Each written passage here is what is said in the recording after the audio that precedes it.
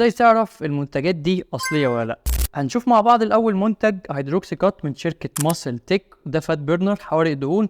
وشركه ماسل تك شركه امريكيه بقالها سنين في المكملات الغذائيه، وعندهم ميزه حلوه جدا انك تقدر تعرف المنتج ده اصلي ولا لا من خلال الابلكيشن بتاعهم زي ما هوريك دلوقتي. اول حاجه هتحمل الابلكيشن وتدوس ستارت وتعمل سكان للكود بتاعهم.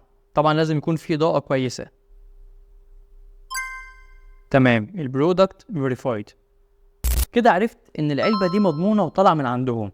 تعال بقى اقول لك على كام حاجه تاني ممكن تاخد بالك منهم. اول حاجه هتمسك العلبه كده تشوف شكلها، هل في مثلا اي حرف مكتوب غلط، حرف مش مظبوط، في اي حاجه مش مظبوطه في الكلام. ممكن كمان على الاكسباير عشان تتاكد العلبه دي اكسباير 2026 لسه بدري. وفي نقطه تاني مهمه جدا كذا حد سالنا عليها، ان انت مثلا لما تيجي تشتري علبه جديده ساعات تلاقي شرينكه هنا او لازقه على العلبه، لكن في شركه ماسل تك معظم او كل منتجاتها غالبا مفيش الشرينكه دي، عشان ما تبقاش قلقان وتبقى عارف كل حاجه لما تجيلك المنتج. ولو عاوز تريح دماغك من كل ده ممكن تشتريهم على طول من دكتور فيت ستور وتريح دماغك. واستنوا الفيديو الجاي هنفتح مع بعض علبه نيتروتيك واي بروتين من شركه ماسل تك، واكتبوا لنا في الكومنتات لو عايزين مكملات تاني.